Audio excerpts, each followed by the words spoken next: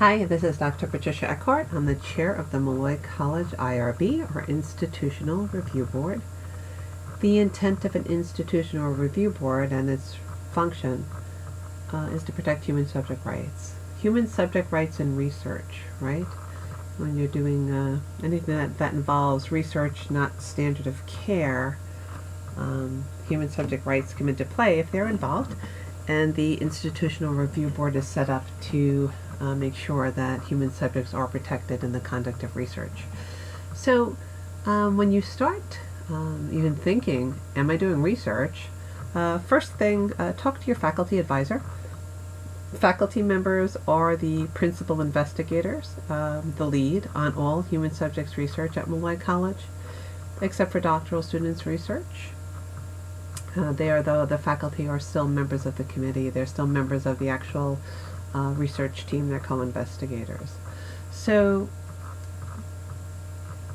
first thing you need to figure out is, are you doing research, right? So here are the decisions regarding the activity of research. So you go through a checklist that really helps to determine, right, a checklist whether or not you're doing research.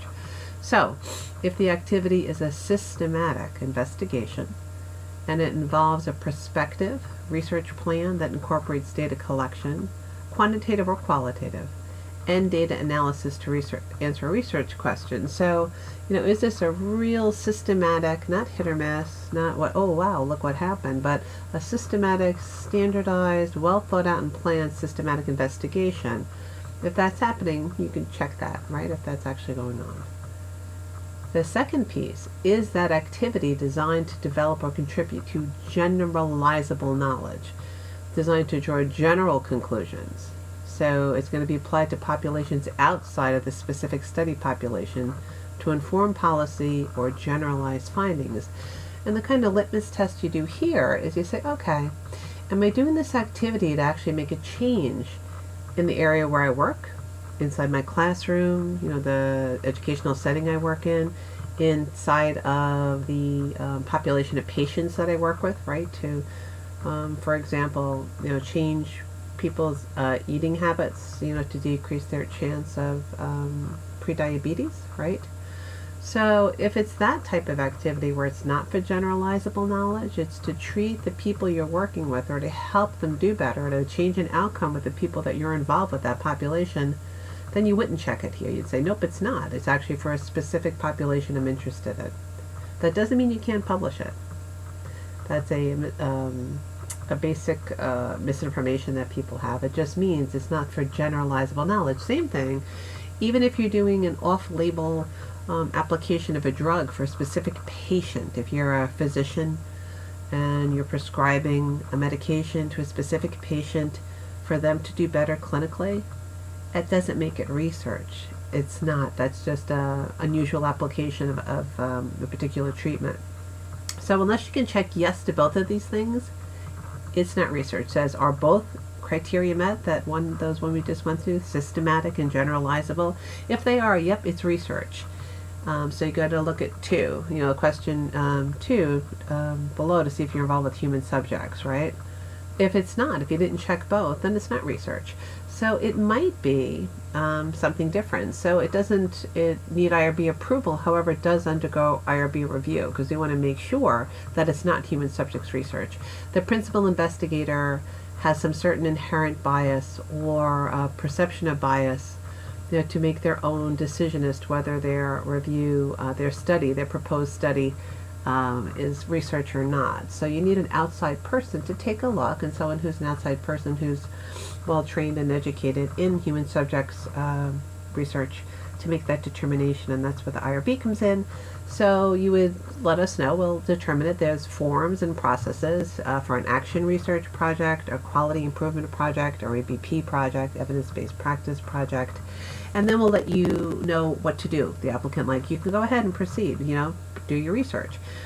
The finding of the project may be published, okay, and we actually give you some language here that shows that you can submit to a journal if you wanted to publish your action research or market research or quality improvement research project. So This is just a way for you to decide what type of activity are you truly conducting. So we just went through, is it research? Let's go to, is it human subjects research? So first you have to say, is it research?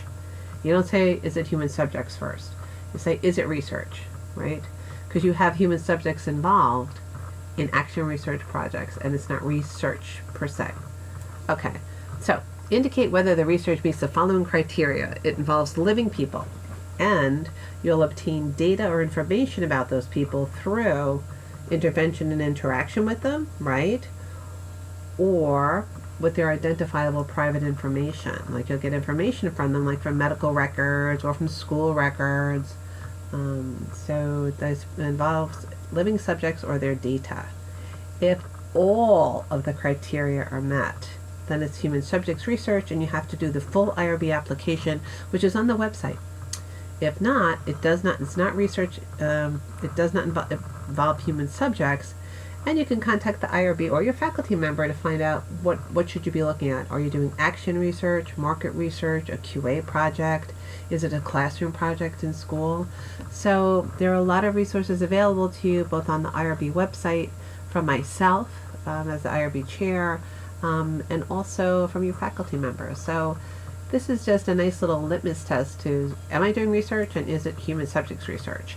And then, very importantly, after am I doing research and am I doing human subjects research, is what do you need to do as far as your city training or your training in education in human subjects protection and the responsible conduct of research. And there's another podcast with a form that also tells you what's required for you to do research here at Molloy College or anywhere really. There's basic currency in the responsible conduct of research and human subjects research protection internationally.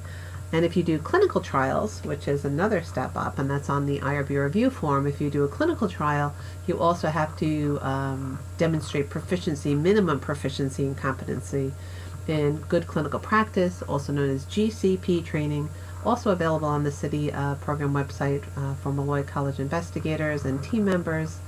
It's more modules that you would do to get basic proficiency in good clinical practice, which is the international harmonized guidelines for the conduct of clinical research with human subjects. There's also animal subjects protection.